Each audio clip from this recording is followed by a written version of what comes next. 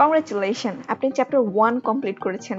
যদি না করে থাকেন তাহলে ডেসক্রিপশনে দেওয়া প্লেলিস্টটা এখনই সেভ করে ফেলুন। সো আজকে আমরা জাভাস্ক্রিপ্টের টিপস সহ কিছু কোয়েশ্চেন সলভ করব চ্যাপ্টার 1 এর, যেগুলো আমাদের বেসিক আরো স্ট্রং করবে। যদি আমার আগেই আপনি কোয়েশ্চেন সলভ করে ফেলেন তাহলে কমেন্টে জানিয়ে দিন আপনার রেজাল্টটা কি এসেছে। সো চলেন চলে যাই কোড এডিটরে। সো চলে আসলাম কোড এডিটরে। আমি অলরেডি এনভায়রনমেন্ট সেটআপ দিয়ে রেখেছি। এখানে practice.js নামে একটা ফাইল তৈরি করেছি এবং index.html এ এক্সটার্নাল স্ক্রিপ্টে এটাকে অ্যাড করে দিয়েছি। সো আমি একটু চেক করছি যে এটা ঠিকমতো কাজ করছে কিনা। সো কনসোল লগ সেভ করছি, এখানে ইন্সপেক্ট করতে হবে। সো চলে এসছে, তার মানে কাজ করছে ঠিক মতো। এখন আমাদের প্রথম যে কোয়েশ্চেনটা, যদি আমরা ভেরিয়েবল বানানোর সময় আইডেন্টিফায়ারে ডলার অথবা আন্ডারস্কোর অথবা নেম কিওয়ার্ড ব্যবহার করি তাহলে কি হবে। সো দেখা যাক কি হয়। তো আমি এখানে কোয়েশ্চেন 1 করে দিলাম। সো প্রথমে আমরা ডলার সাইন দিয়ে বানাচ্ছি। আমি এখানে লেট ধরছি, আপনারা যে লেট বা কনস্ট যে কোনোটাই ধরতে পারেন। ভার বর্তমানে ইউজ না করাটাই ভালো। সো লেট ডলার বার টু ডলার। সো আমি এটাকে কপি পেস্ট করছি। এখানে আমি যেটা করছি আন্ডারস্কোর যে কোনো name, for example name, and এখানে একটা ডিরেক্ট নেম দিচ্ছি, এখানে নেম। এখন যদি আমরা এটাকে কনসোল করি, সো প্রথমে dollar var underscore name and direct keyword name.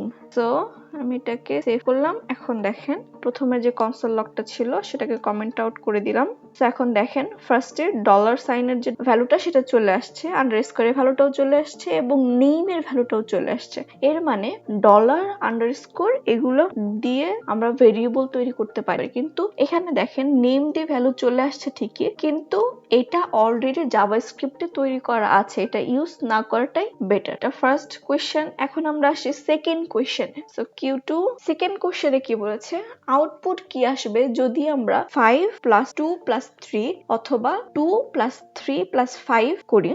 একটা ইম্পর্টেন্ট একটা নোট, সেটা হচ্ছে 5 স্ট্রিং। তো আমরা যখনই যে কোনো কিছুই লিখি না কেন, যখনই আমরা এখানে কোটেশন অ্যাড করি তখনই সেটা স্ট্রিং হয়ে যায়। তো আমরা ডিরেক্ট চলে যাচ্ছি। তো কনসোল লগ করছি, কনসোল লগ। আমরা ডিরেক্ট ভ্যালুটাই দিচ্ছি, প্রথমে যেটা ছিল, প্রথমে স্ট্রিং 5 + 2 + 3, সেম জিনিসটাই। পরে কি হচ্ছে, 5টা পিছনে চলে যাচ্ছে। সো করে দিলাম। এখন দেখেন এটার অ্যান্সার কি আসে। সো এখানে Q2 এর অ্যান্সার আসছে। খুবই ইম্পর্টেন্ট পার্ট। যখন আমরা জাভাস্ক্রিপ্টে স্ট্রিং এর সাথে নাম্বার অথবা নাম্বারের সাথে স্ট্রিং যে কোনোটাই হোক না কেন, সবসময় স্ট্রিং রিটার্ন করে। সো যখন আমরা কি জানি জাভাস্ক্রিপ্ট কি করে, জাভাস্ক্রিপ্ট প্রথম থেকে শেষ পর্যন্ত চেক করে। মানে তো জাভাস্ক্রিপ্ট প্রথমে কি দেখেছে, প্রথমে দেখেছে এখানে একটি স্ট্রিং আছে। যেহেতু এটা হাই লেভেল ল্যাঙ্গুয়েজ, সে ধরেই নিয়েছে যে 2, 3 এগুলি স্ট্রিং।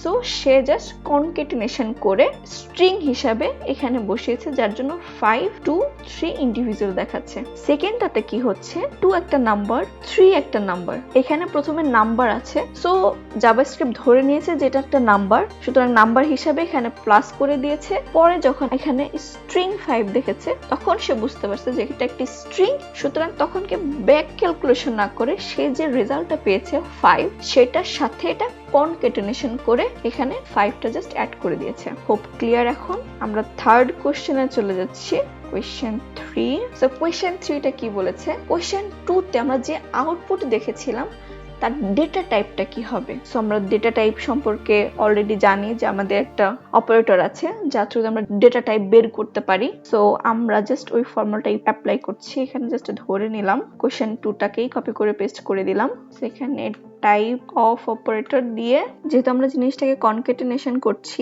সুতরাং এটা বেস্ট প্র্যাকটিস হচ্ছে ফার্স্ট ব্র্যাকেট ইউজ করা। তাহলে সে বুঝতে পারবে যে পুরোটাকে আমি নিচ্ছি, আদারওয়াইজ সে শুধু 5টাকে ধরবে। সো সেম এই সেকেন্ড অপশনে আমি বসিয়ে দিলাম। সো এখন যদি আমরা চেক করি তাহলে কি আসছে, আমি অলরেডি বলেছিলাম যে যখনই স্ট্রিং আর নাম্বার যখন আসবে কনকেটিনেশন করতে হবে তখন সবসময় স্ট্রিং হিসাবে শো করে। সো এখানে স্ট্রিং হিসাবে শো করছে। এখানে প্রথমে নাম্বার ছিল, পরে গিয়ে স্ট্রিং হয়ে গেছে। যদি আমরা এখান থেকে 5টাকে উঠিয়ে নেই তাহলে দেখেন কি আসে, তখন এটা নাম্বারই আসছে, কিন্তু যখন আমি এখানে 5 রাখতেছি স্ট্রিং এ রূপান্তরিত হচ্ছে। সো এটা গেল কোয়েশ্চেন 3। এরপর আসছি আমাদের question number 4। Question 4। So question 4 এ কি বলা আছে, আমরা যদি const ভেরিয়েবল একটা অবজেক্ট বানাই তাহলে এটার প্রপার্টিজ যে আছে এগুলোকে আমরা অবজেক্টের বাহিরে থেকে এডিট করতে পারবো কিনা অথবা অ্যাড করতে পারবো কিনা। সো আমরা একটা নরমাল একটা অবজেক্ট বানিয়ে নিচ্ছি, যেহেতু const ভেরিয়েবল দিয়ে বলেছে const অবজেক্ট করে দিলাম। আমরা অবজেক্ট বানানোর নিয়ম জানি, ইকুয়াল সেকেন্ড ব্র্যাকেট। সো এখানে দুটো অপশন থাকে, একটা হচ্ছে প্রপার্টিজ, এরপর কোলন দিয়ে এটা হচ্ছে প্রপার্টিজ ভ্যালু, লাস্টে হচ্ছে কমা থাকে। সো আমরা প্রপার্টিজ অ্যাড করে নিচ্ছি। প্রপার্টিজ যে কোনো কিছু আমি খুবই সিম্পল রাখার ট্রাই করছি।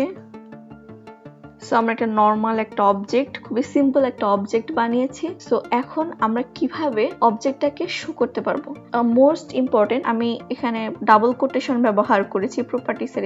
এখানে যদি ডাবল কোটেশন ব্যবহার নাও করা হয় তাহলেও এটা কাজ করবে, কিন্তু বেস্ট প্র্যাকটিস হচ্ছে ডাবল কোটেশন ব্যবহার করা, কারণ নরমাল অবস্থাতে যখন আপনি দুটো ওয়ার্ড একসাথে করবেন তখন গিয়ে প্রবলেম হবে। সো ডাবল কোটেশনটাই সেফ জোন। সো আমরা যদি এখন প্রপার্টিসের ভ্যালু দেখাতে চাই তাহলে আমাদেরকে কি করতে হবে, কনসোল লগ, আমরা কি জানি প্রথমে অবজেক্ট কে ধরতে হবে। সো অবজেক্ট কে ধরলাম, অবজেক্ট দিয়ে এরপর এর প্রপার্টিজ কে দেখাতে হবে। সো আমি যদি নেম কে দেখাতে চাই, সো সেভ করলাম, এখানে চলে এসেছে।